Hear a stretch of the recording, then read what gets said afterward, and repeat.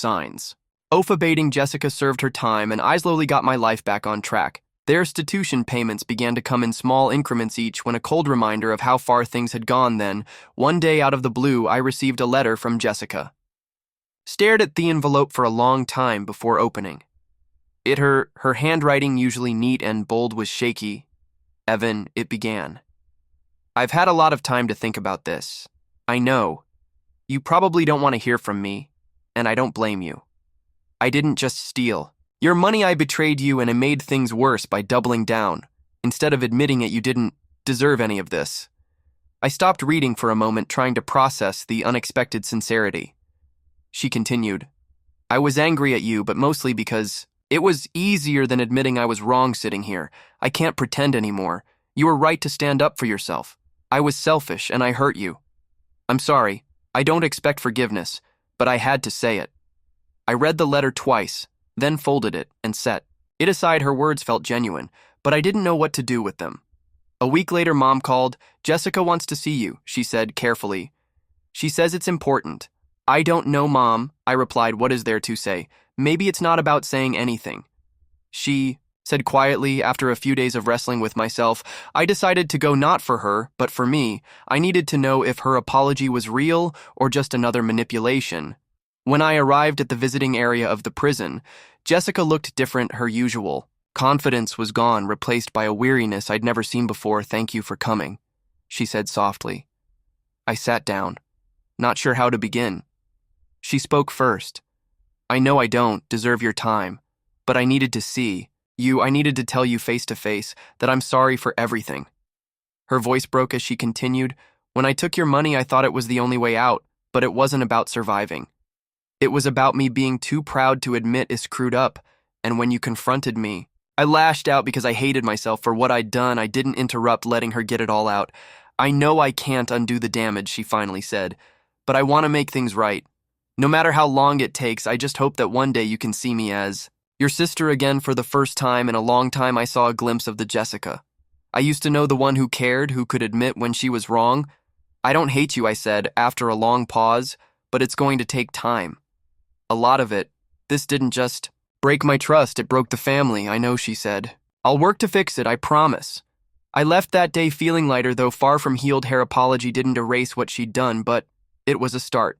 The road to forgiveness wouldn't be easy, but for the first time, I felt like it was possible. Jessica still had a long way to go, but at least she was taking the first steps, and that was enough for me. Sister called me a burden to our family after she stole my money to get out of a financial hole, so I forced her to return the money and filed a lawsuit against her. Family dinners at my parents' house were always a chaotic mix of opinions, laughter, and the occasional tension. That Sunday, the air felt heavier than usual, but I chalked it up to nothing more than my own discomfort. My sister Jessica sat across the table, uncharacteristically quiet, her boyfriend Kyle by her side. Jessica had always been the more outspoken one, so her subdued demeanor was a rare sight. I noticed that she'd recently gotten a new phone, top of the line, better than anything I could afford. It struck me as odd, since she'd been complaining about financial difficulties just a few weeks ago. I had no idea that this dinner would turn into a public spectacle. We were halfway through the meal when Kyle, oblivious to the undercurrents, casually asked, Hey Hassan, you unseen Jessica's old cell phone? She won't shut up about this new one. Unforgettable. Fell silent. Forks floating in there. Jessica looked up, her face instantly flushed. I felt my stomach twist. Instinct. I guess she laughed a little too, casually, and said, Oh yeah, it's gone. I got rid of it, had to upgrade. You know? Mom raised an eyebrow. Thought you were broke. Jessica shrugged. It's taken care of now. Things are better. See, wasn't done. Wait, wasn't it?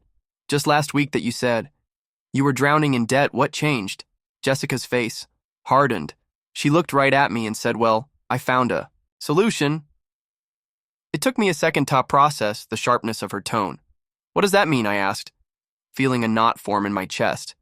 She smiled like it was all a joke. I mean, you didn't use some money in your savings account, did you? That car you're saving for can wait. The room froze. My money, my savings, 115. IID worked overtime for every penny of it, earmarked for my dream car. What are you talking about? I demanded. My voice wasn't loud, but I could feel the tension radiating from me. Jessica rolled here. Yes, as if I was the unreasonable one. Look, it's not A big deal I took care of. You should have helped me when I asked, but no, you couldn't spare anything.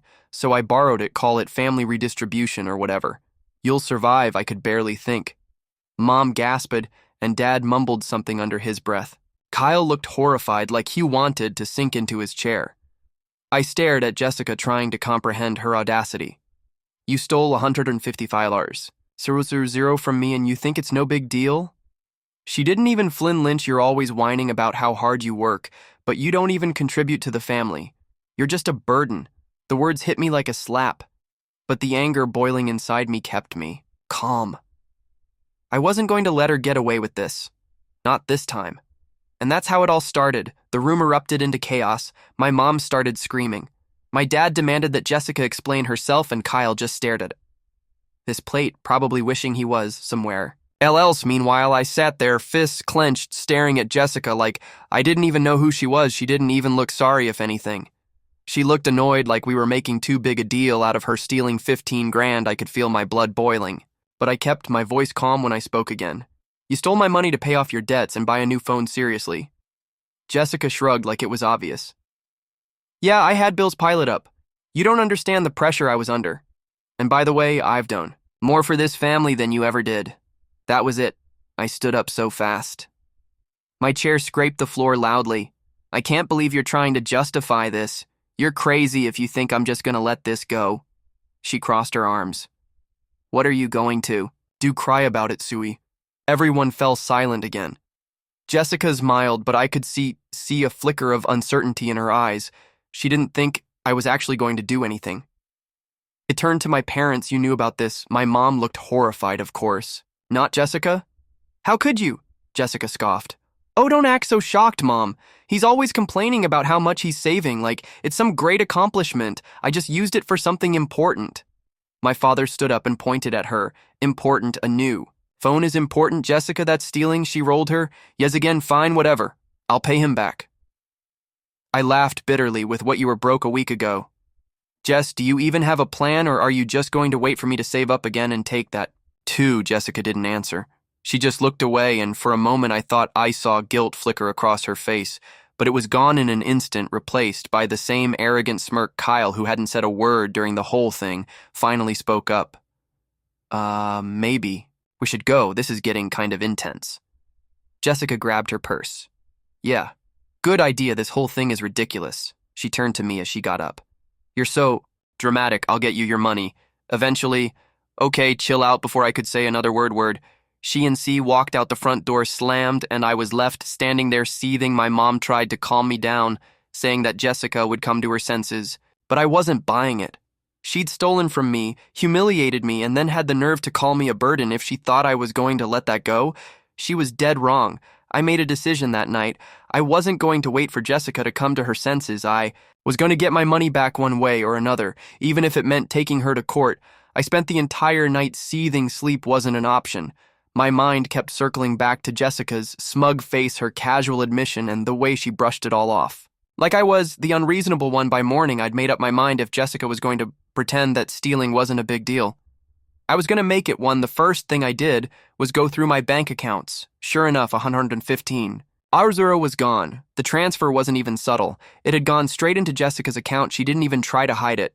I saved screenshots of everything and started making a list of expenses tied to them. Any car payments. I couldn't make bills. I had to juggle the savings goal I'd been working toward for months next. I called her hello. She answered, her tone casual, as if nothing had happened. We need to talk. I said, now. Now what? She groaned. I didn't bother with pleasantries. You have two choices. Either you return every cent of my money today, or I'll take legal action. Your choice. She laughed, really laughed. Oh, come on. You can't be serious. You're not going to sue your own sister. Do you know how ridiculous that sounds? I'm dead serious. Jess, you have until the end of the day. After that, I'm filing a police report. Her tone became sharp. You're being dramatic. It's not like you're starving or homeless. You'll survive without a car for a while. Stop acting like this is the end of the world. I felt my anger rise again. It's not just about the money. It's about the fact that you stole from me and you don't even care. You think you're entitled to everything I worked for, just because we're family. That's not how it works. Well, guess what? I don't have them money anymore. She snapped. What do you want me to do? Pull it out of thin air? It's gone, deal with it. I hung up before. I said something I'd regret that afternoon. I went to my parents' house. Mom answered the door looking tired. Please, tell me. You didn't come here to fight, she said. I'm here to tell you I'm pressing charges, I replied. Mom's face fell. Pressing charges against your sister? Are you sure you want to do that? She made a mistake. But she didn't make a mistake, she made a choice. Interrupted. She's not sorry, and she has no intention of paying me back if I let her get away with it once. What's to stop her from doing it again? My dad joined us in the living room and shook his head. I can't believe she would do such a thing, but maybe we can figure out a way to fix this without the police getting involved. I've already given her a chance, I said. She doesn't care. She thinks she's untouchable. Maybe this will wake her up. Mom started to say something else, but I cut her off. Look, I didn't come here to argue. I just thought, you should know. Before it happens, that night I went to the police station and filed a report. As much as it hurt to take that step, I knew it was the right thing to do. Jessica had crossed the line, and I wasn't going to let her get away with it. The next few days were a blur of paperwork, phone calls, and awkward conversations with family members who thought I was being too harsh. But I didn't care. Jessica had made her decision. Now it was time for her to face the consequences. Word spread quickly through the family and the backlash began. Almost immediately, my phone was bombarded with calls and text. Some siding with me, others begging me to reconsider. Mom called first. I talked to Jessica. She's mad, but I think she understands that you're serious. Now she said she'll try to come up with them. Honey, she can tell the judge that. I replied. Mom sighed. Are you really going to take it that far? She's your sister. She's not acting like one.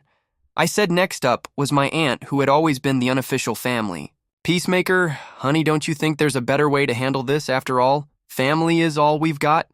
She stole $15,000 from me and Lisa. If she wasn't family, no one would even question it. Why should she get a pass? Just because we shared DNA. Jessica, of course, had her own take on things. She started texting me not to apologize, but to shift the blame. You're such a hypocrite. You act like you're so perfect, but you're willing to ruin I needed to tell you face to face that I'm sorry for everything. Her voice broke as she continued.